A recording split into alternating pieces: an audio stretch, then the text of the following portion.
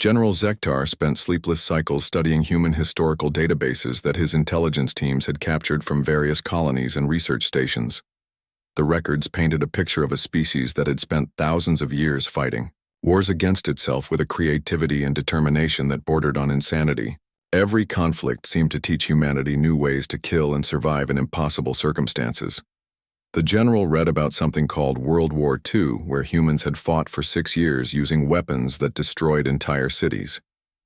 He learned about a place called Stalingrad, where human soldiers had continued fighting in ruined buildings for months, even when their situation was completely hopeless. The battle had cost both sides hundreds of thousands of lives, but the defenders never considered surrender. Even more disturbing were records of smaller conflicts, where numerically inferior human forces had defeated larger armies through tactics that seemed to violate every principle of logical warfare. Zektar discovered accounts of human resistance fighters who had operated behind enemy lines for years, using civilian populations as support networks, while government forces searched for them unsuccessfully. The general found descriptions of human warriors who had continued fighting even after being mortally wounded, because they wanted to take as many enemies with them as possible. He read about soldiers who had thrown themselves onto explosive devices to save their comrades and pilots, who had flown damaged aircraft into enemy positions rather than attempt to escape or surrender. What disturbed Zektar most was the discovery that warfare seemed to be woven into human psychology at the most fundamental level. They were persistence predators who had evolved to hunt prey by following it for days or weeks until it collapsed from exhaustion. That same mentality appeared to influence their approach to military conflict in ways that made them incredibly dangerous opponents. During a temporary ceasefire arranged to exchange prisoners, Zektar requested additional intelligence about human biology and psychology. What he learned confirmed his worst fears about the nature of the enemy the Dominion was fighting. Humans combined pack hunting instincts with individual creativity in ways that created tactical unpredictability no computer could model. Unlike the Kethvar, who had evolved as a hive mind species with predetermined social roles, humans had developed as individual thinkers who could cooperate when necessary, but also act independently when separated from their groups. This made them capable of adapting to any environment or tactical situation by improvising new solutions to unexpected problems. Captain Alex Turner proved this point when he led another raid against Kethvar supply lines using tactics completely different from his previous mission. Instead of attacking the convoy directly, his ships disabled the escort vessels and then used captured alien technology to impersonate Dominion forces and steal supplies from their own logistics network. The operation succeeded because Turner had studied recordings of the earlier battle and identified weaknesses in Kethvar communication protocols. His technical team had learned to mimic alien identification signals well enough to fool automated systems. The convoy commanders never suspected they were being robbed until human ships were already jumping back to hyperspace with their cargo. General Zektar reviewed the tactical analysis of Turner's second raid and realized that humans learned from combat experience faster than any species the Dominion had encountered. They could identify patterns in enemy behavior and develop countermeasures within days of fighting their first engagement. This adaptive capability made long-term military campaigns against them extremely dangerous. The general's tactical computers were programmed to predict enemy behavior based on established patterns from previous conflicts, but human actions consistently fell outside the parameters of any predictive model. They seemed to deliberately avoid repeating successful tactics in favor of trying new approaches that kept their enemies guessing about their next moves. Commander Kate Phillips demonstrated this unpredictability when she led a rescue mission that by all logical standards should never have been attempted. A human transport carrying wounded personnel had been disabled near a Kethvar patrol base, with overwhelming enemy forces in the area. Military doctrine called for writing off the transport and its crew, rather than risking additional ships and personnel. Instead, Phillips took her entire squadron into what was obviously a trap and fought a running battle through the patrol-based defenses while the damaged transport limped toward safety. Her ships were outgunned and outnumbered, but they used the base's own defensive installations against each other by maneuvering enemy fire into friendly positions. When Phillips's flagship was finally destroyed by concentrated Kethvar fire, her crew continued fighting to buy time for the transport's escape. The ship's engineer kept the engines running, even while atmosphere was venting into space. The weapons. Officer maintained fire control until the bridge was completely breached. The captain stayed at her post, sending tactical updates to other human ships until her transmission cut off. General Zektar watched the battle recordings multiple times, trying to understand the tactical logic behind Phillips's decision. From a resource management perspective, the mission made no sense because it risked healthy personnel to save wounded ones who might not survive anyway. But from a psychological perspective, it demonstrated something about human nature that troubled the general greatly. The rescue mission had been broadcast on human communication channels where other ships could monitor the action. Zektar realized that Phillips had not just been trying to save the transport crew, but also sending a message to every human in the fleet. The message was simple but powerful. No human would be abandoned regardless of the tactical costs involved in saving them. This psychological impact was worth far more than the military value of saving one damaged ship and its wounded crew. Every human soldier who saw the recording would fight harder, knowing that their comrades would risk everything to bring them home. Every human commander would have personnel willing to follow them into impossible situations because they trusted their leaders to value their lives. The general began writing detailed reports about human tactical psychology, but he knew that Dominion High Command would never accept his conclusions. The Kethvar military had been built on assumptions about rational behavior and logical resource allocation. The idea that enemies might operate according to principles that had nothing to do with tactical efficiency was outside their understanding. Zektar's own officers were beginning to show signs of psychological stress from fighting an enemy whose behavior patterns made no sense according to their training. Kethvar soldiers had been conditioned to expect predictable responses from defeated opponents, but humans seemed to become more dangerous when they were losing rather than seeking opportunities to surrender with honor. The reports from ground combat were particularly disturbing because human resistance seemed to intensify rather than decrease as Dominion forces captured more territory. Civilian populations that should have been grateful for liberation from ineffective human governments instead joined guerrilla movements using improvised weapons and local knowledge to make occupation increasingly costly. Captain Greg Martinez had turned his merchant vessel into an improvised warship by mounting mining lasers and cargo manipulators as weapon systems. His crew of former traders and mechanics fought Kethvar patrol ships using tactics they had learned from smuggling operations and asteroid mining work. They knew how to hide in sensor shadows and use space debris as camouflage. Colonel Sandra Lee integrated civilian technical expertise into military operations by recruiting engineers and scientists as tactical advisors. Her forces used industrial equipment as weapons and turned research facilities into fortified positions. University professors designed new explosives, while factory workers modified production equipment to manufacture ammunition and spare parts.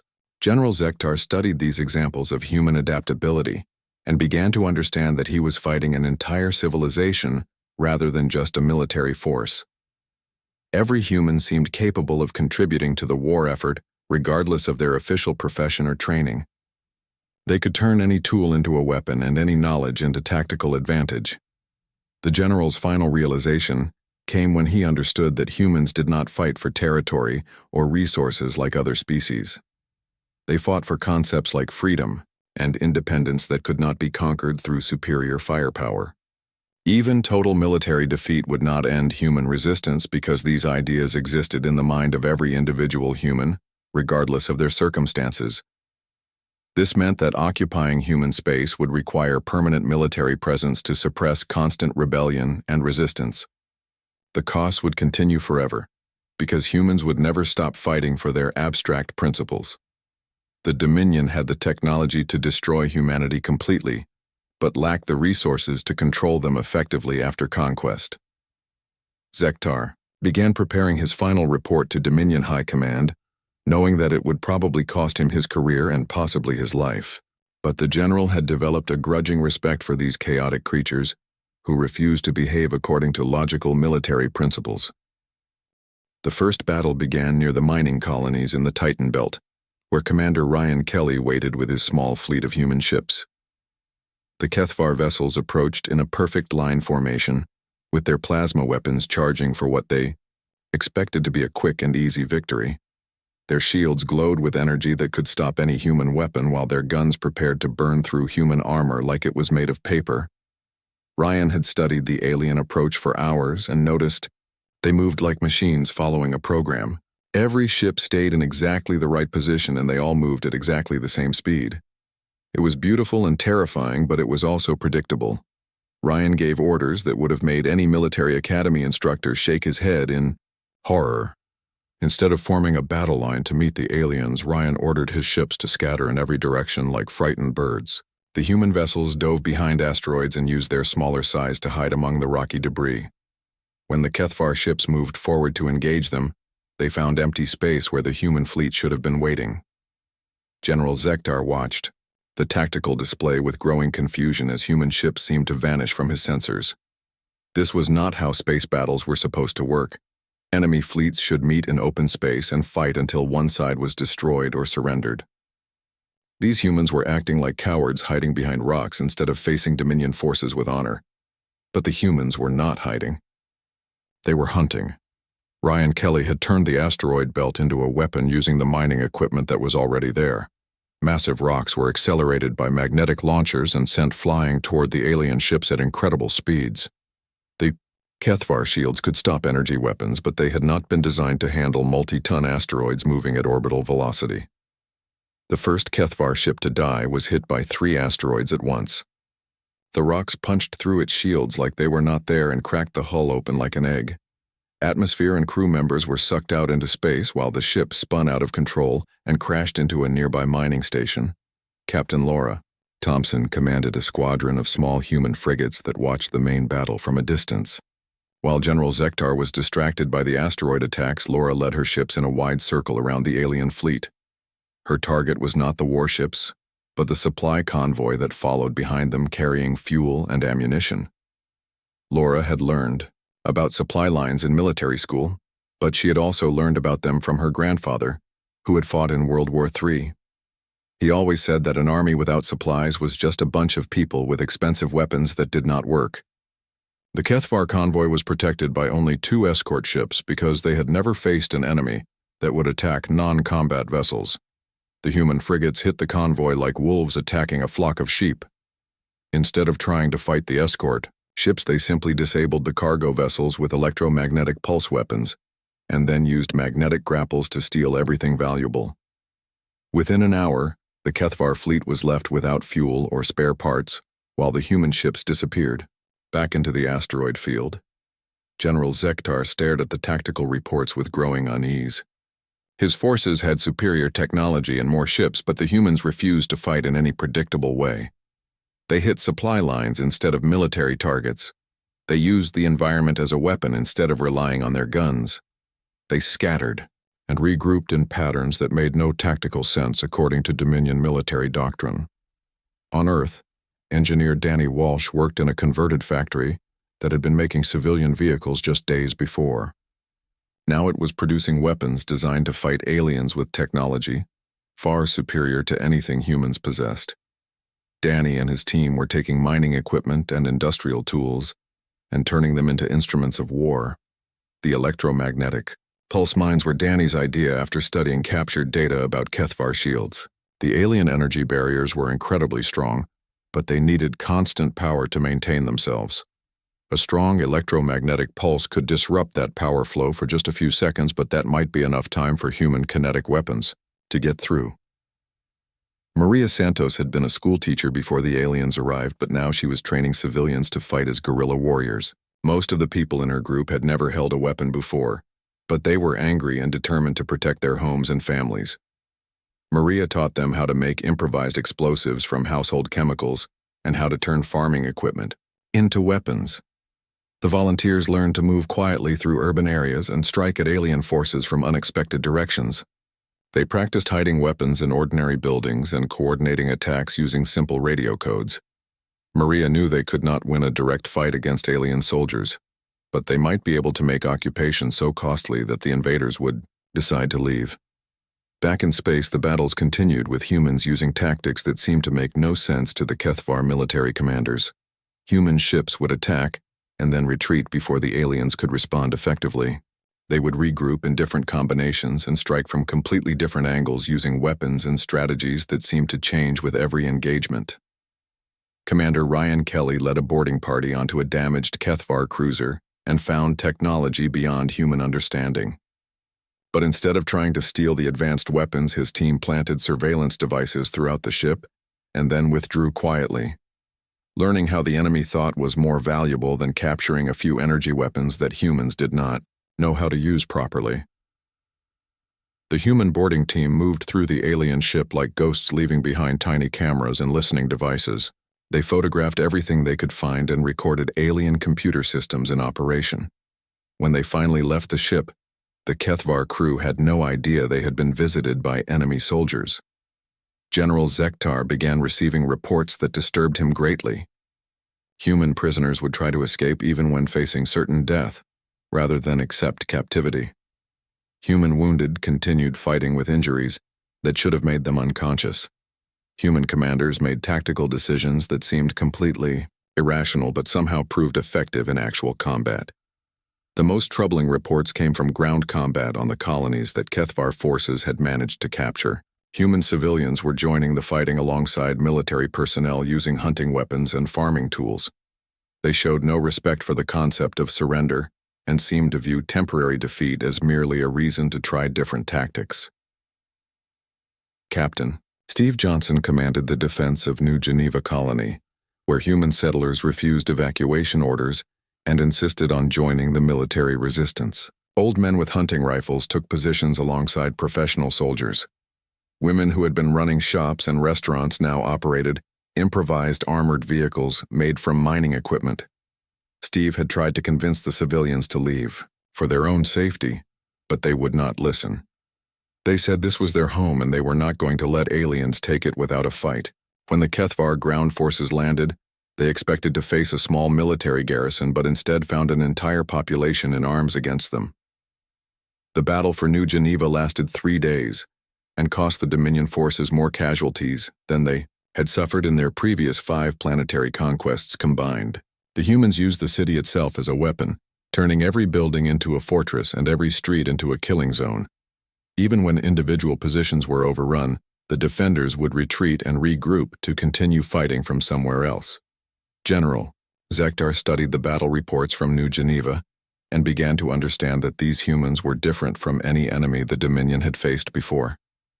They did not fight for territory or resources like other species.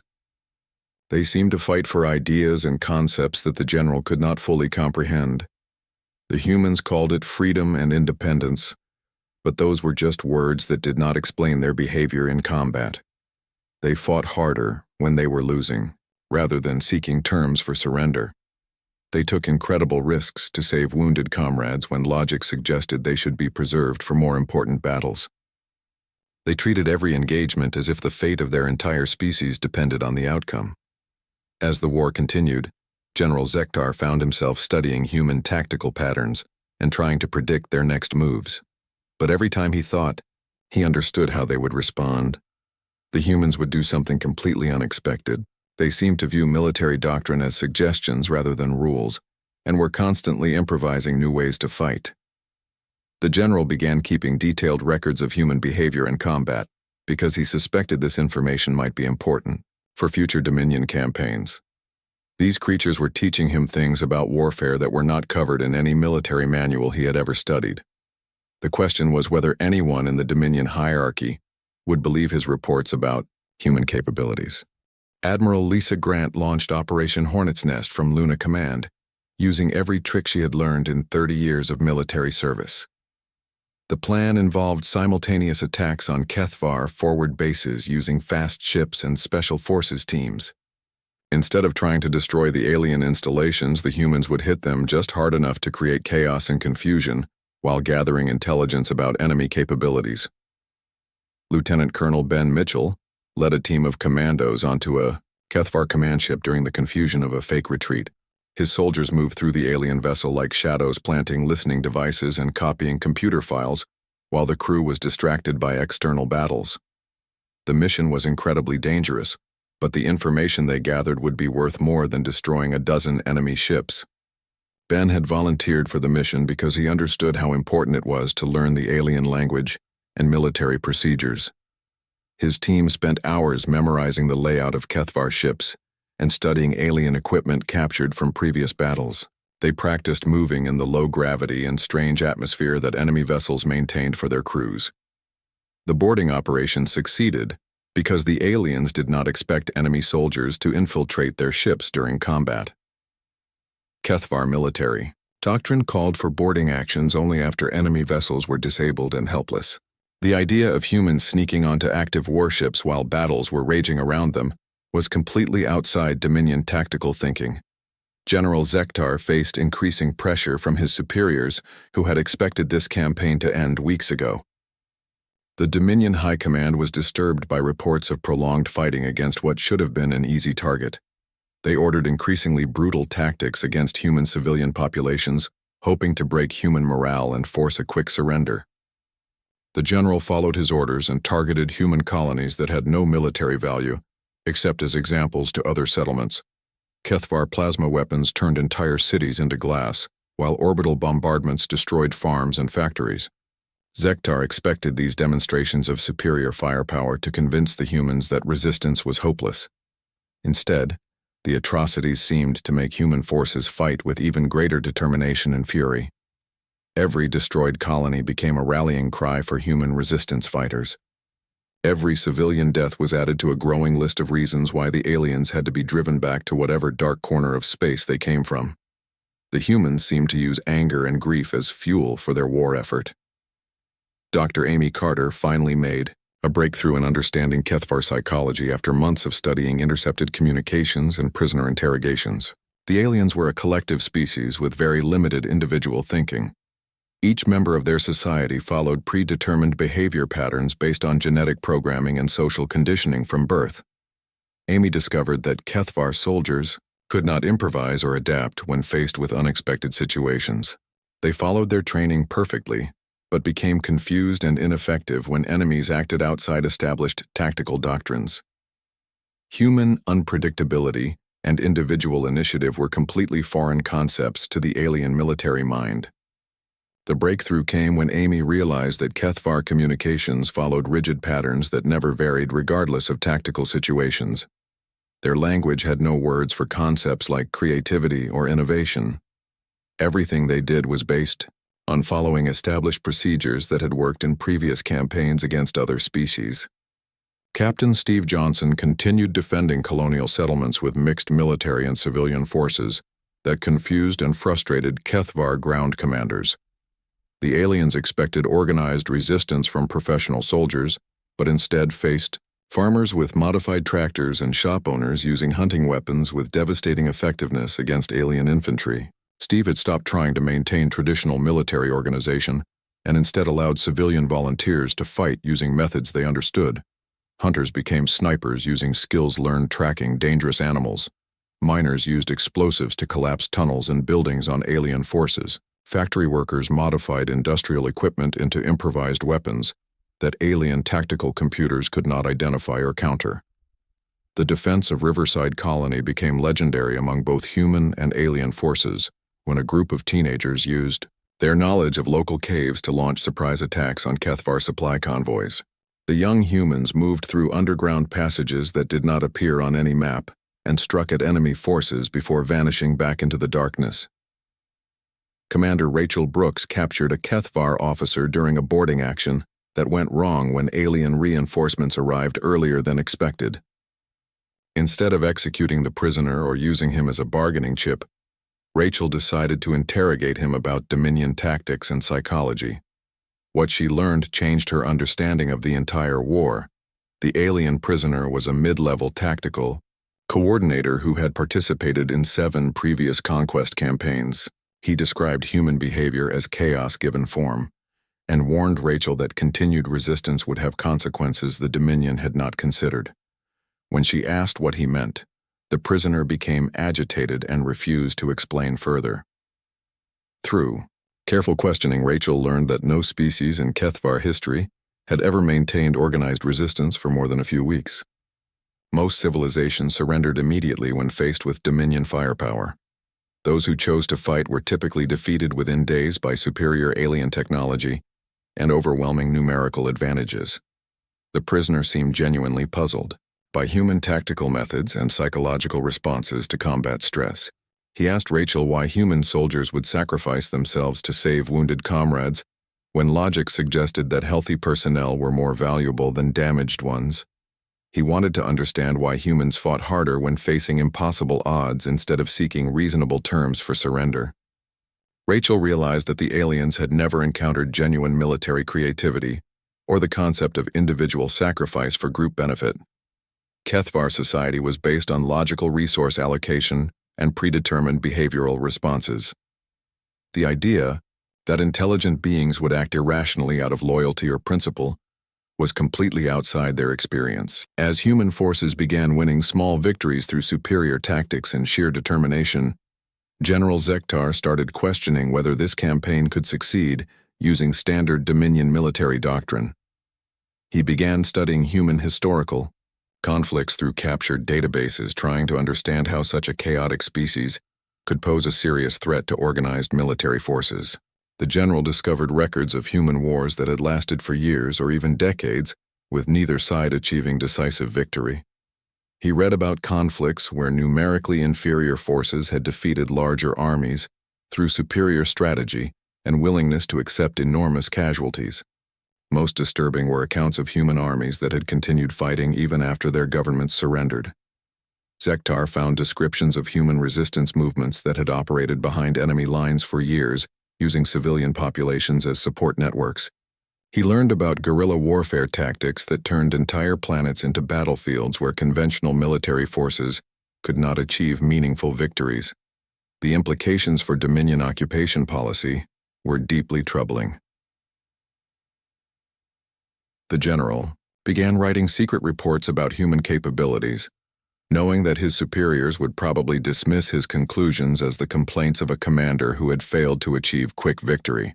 But Zektar was beginning to suspect that humanity represented a fundamental threat to the Dominion way of warfare. Captain Alex Turner led a raid that successfully destroyed a major Kethvar staging area, but lost half his ships in the process. Any reasonable military commander would have considered the mission a failure because of the heavy casualties, but Turner immediately began planning another attack using lessons learned from the first engagement. His surviving crew showed no signs of demoralization despite watching their friends die in space.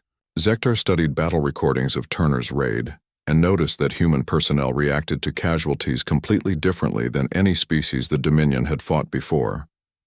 Instead of becoming discouraged by losses, they seemed to become more determined to make their sacrifices meaningful by achieving final victory. They treated temporary defeats as learning experiences rather than reasons to consider surrender.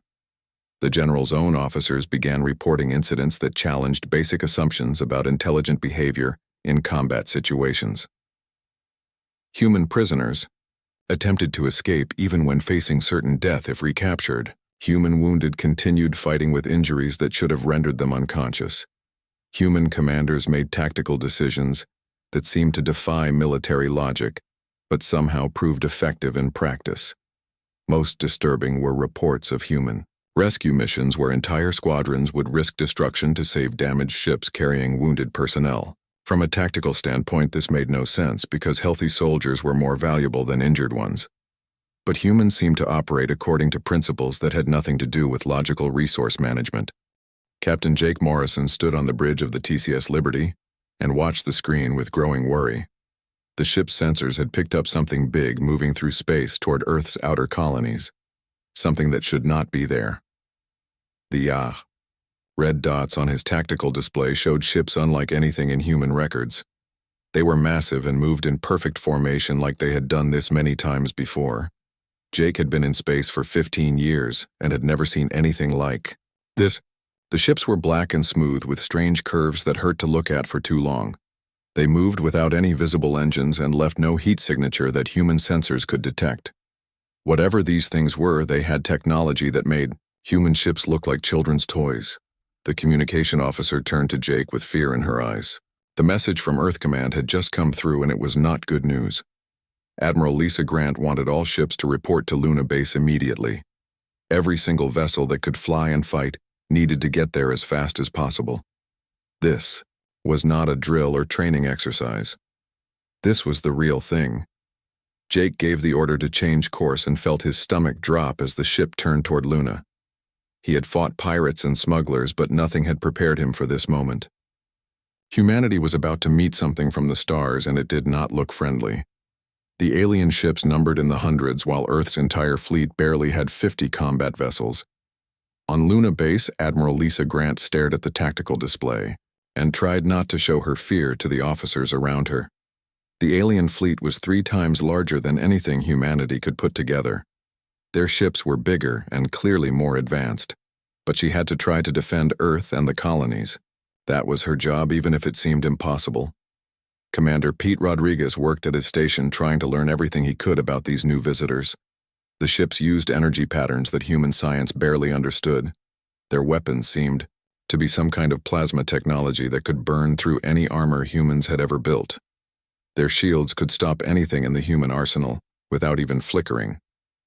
Pete had studied every war in human history and knew that technology alone did not always win battles. Sometimes the smaller army won because they fought smarter or harder, or because they refused to give up when they should have. He hoped that would be enough this time because humanity needed every advantage they could find. Dr. Amy Carter sat in her lab on Earth trying to understand the alien messages that human computers had intercepted. The language was unlike anything she had ever heard, and the patterns hurt her head when she tried to follow them. But she was starting to see something in the way they talked to each other.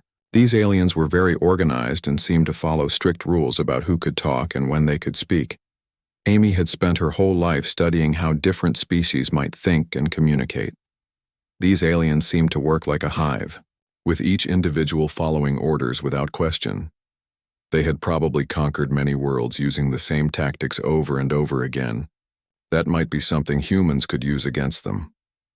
Meanwhile, on the alien flagship, General Zektar the Merciless reviewed the data about Earth and its colonies. His advisors told him this would be another easy conquest, like all the others they had completed in the past decade. These humans had only been in space for a short time, and their weapons were primitive compared to Kethvar technology. Zektar had conquered 17 star systems for the Dominion, and each victory had been quick and clean.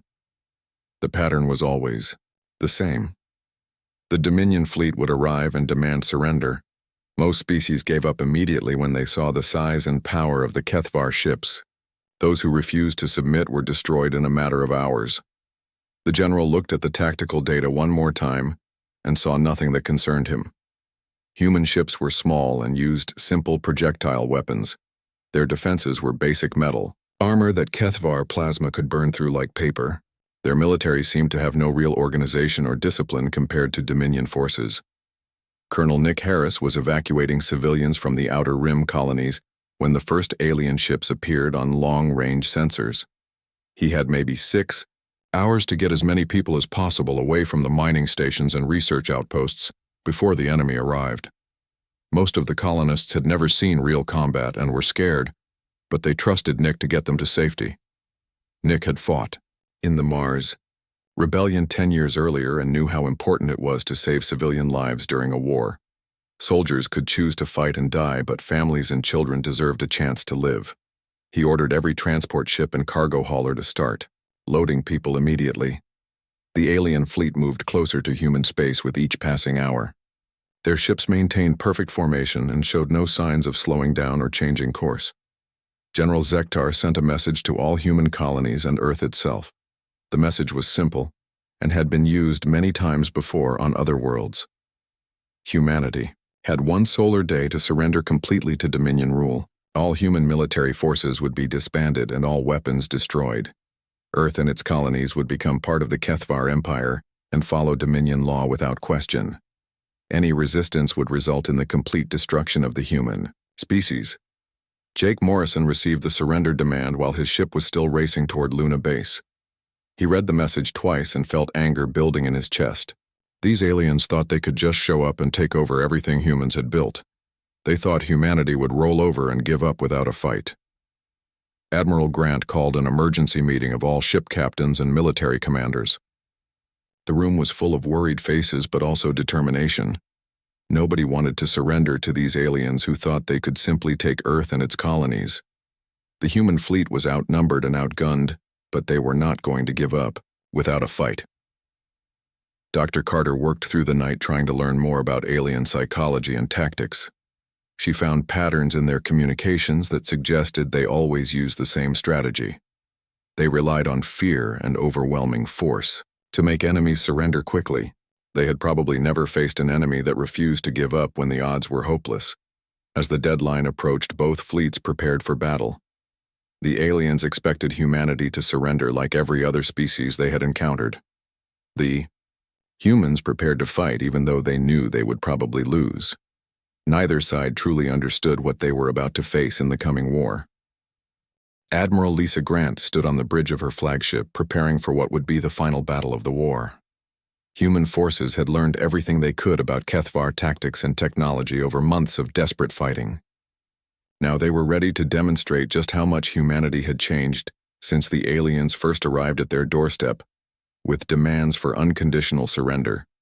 The human fleet that assembled in the Terra system looked nothing like the scattered collection of ships that had faced the first alien assault. Every vessel had been modified with captured Kethvar technology and improved using human engineering creativity. Mining ships carried military-grade weapons, while research vessels had been converted into electronic warfare platforms. Grant's strategy combined everything humans had learned about their enemies with tactics that no Kethvar commander would ever expect.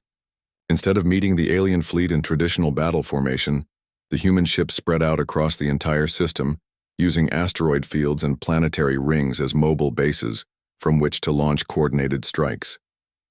General Zector led the final Dominion assault personally, because his superiors had lost confidence in his ability to achieve decisive victory against these troublesome humans. The alien fleet was larger and more powerful than ever before, with reinforcements drawn from across the Kethvar Empire. This would be the battle that ended human resistance once and for all. But as the Dominion ships entered the Terra system, they found themselves facing an enemy that had evolved far beyond their original capabilities. Captain Greg Martinez led a squadron of converted civilian vessels that used mining equipment and cargo handling systems as improvised weapons. His ships attacked from directions that military tactical doctrine said were impossible. Colonel Sandra Lee coordinated ground-based defenses that turned Earth's industrial capacity into a weapon of war. Orbital factories launched clouds of debris at incoming alien ships, while research stations used experimental energy weapons developed by university physics departments.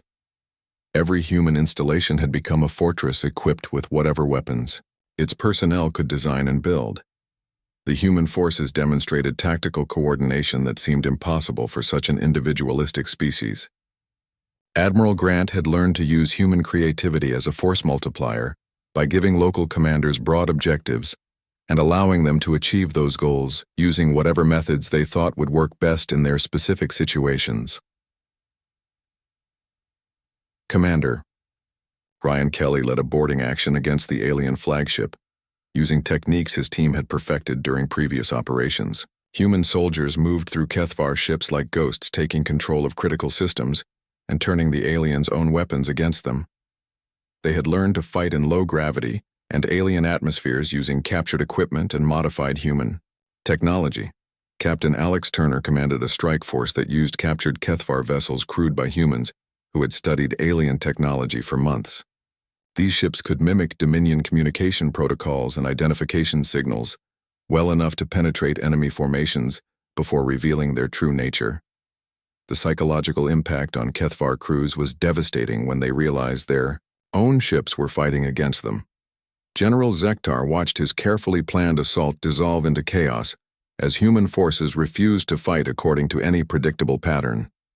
Every time his tactical computers identified a weak point in human defenses and concentrated fire on that location, the defenders would simply abandon their positions and strike from somewhere completely unexpected. The humans had learned to use space itself as a weapon by manipulating asteroid orbits and redirecting cometary debris toward alien ships. They employed gravitational slingshot maneuvers that turned planets and moons into tactical assets. Even the system's star became part of their defensive network, when human ships used solar flares and magnetic field fluctuations to disrupt HFY sensors and communications. What disturbed the general most was watching human crews continue to fight effectively even when their ships were heavily damaged and should have been abandoned. Engineers kept damaged vessels operational using spare parts cannibalized from other systems. Medical personnel treated wounded crew members without interrupting their duties. Every human seemed capable of performing multiple roles as casualties. Reduced available personnel. The turning point came when Admiral Grant coordinated a system-wide assault that demonstrated the full extent of human tactical evolution. Instead of concentrating forces for a decisive battle, she spread attacks across hundreds of targets simultaneously using every available ship and weapon platform in coordinated strikes that overwhelmed HFY defensive capabilities. Human forces attacked supply convoys while rescue ships were retrieving damaged vessels. They hit communication relays while battle groups were coordinating tactical movements. They disabled repair facilities while damaged alien ships were seeking assistance. The Dominion fleet found itself fighting dozens of separate engagements while trying to maintain overall strategic coherence. General Zektar realized that his forces were not merely losing individual battles, but facing systematic destruction of their ability to function as an organized military unit. The humans had learned to attack the Dominion command and control structure rather than just trying to destroy enemy ships. They were dismantling his fleet piece by piece, while avoiding direct confrontation with superior firepower. As his flagship came under attack from multiple directions, Zektar made a decision that would have been unthinkable at the beginning of the campaign. Instead of following Dominion protocol and fighting to the death, he chose to preserve the knowledge he had gained about human capabilities. The general began recording a message that he hoped would survive even if his ship did not. The final battle raged around the alien flagship as human forces closed in from all directions, using tactics that combined individual creativity with unprecedented coordination. They attacked in waves that seemed random but were actually perfectly timed to maximize damage while minimizing their own casualties. Every human ship knew exactly where it needed to be and when it needed to be there. Captain Jake Morrison led the assault on the alien command ship, using boarding techniques that his team had perfected through months of combat experience. They moved through the vessel like they had been born there, taking control of critical systems and forcing HFY crew members to abandon their posts. The humans fought with desperate efficiency because they knew this was their chance to end the war. General Zektar felt his ship dying around him as human forces systematically destroyed every system that kept the vessel operational. Emergency lighting failed as power conduits were severed. Artificial gravity fluctuated wildly as the generators were damaged. Atmosphere began venting into space through hull breaches caused by human explosives, but the general continued recording his message even as his flagship broke apart around him. He had spent months studying these creatures, and he understood now what the Dominion was really fighting. These humans were not just another species to be conquered and added to the Empire. They represented something fundamentally different that could threaten the very foundations of HFY civilization. In his final transmission, General Zektar explained that humans were not warriors in any sense that the Dominion could understand. They were evolution weaponized against the concept of surrender. Any species that engaged them in prolonged conflict would learn to regret it if they survived the lesson. The general's last words echoed across HFY communication networks as his ship exploded. The message reached Dominion High Command, along with tactical recordings from the entire campaign. Military analysts studied the data and began to understand what their general had discovered about human nature. These creatures could not be conquered using conventional methods because they refused to acknowledge defeat as a permanent condition. HFY scientists analyzed human psychology and confirmed that warfare was woven into their evolutionary development at the most basic level. They were persistence predators who had learned to cooperate when necessary, while maintaining individual creativity that made them unpredictable. Fighting them was like trying to defeat an entire species of natural-born tacticians. The Dominion. Council met to discuss the implications of General Zektar's reports and the complete failure of their most powerful fleet. Some members called for total war to eliminate humanity before they could become a greater threat. Others argued that the costs would be too high and the outcome uncertain given what they had learned about human capabilities. In the end, pragmatism won over pride, and the Dominion officially declared human space to be a restricted zone that should be avoided by all Kethvar vessels. The decision was presented as a strategic choice rather than an admission of defeat, but every alien commander understood what it really meant. Humanity had earned respect through their refusal to submit. The war ended not with human victory or alien defeat, but with mutual recognition that neither species could afford to continue fighting. Humans had proven they could not be conquered, while aliens had demonstrated they possessed the firepower to destroy human civilization completely. Both sides chose to avoid mutual annihilation through an unspoken agreement to leave each other alone.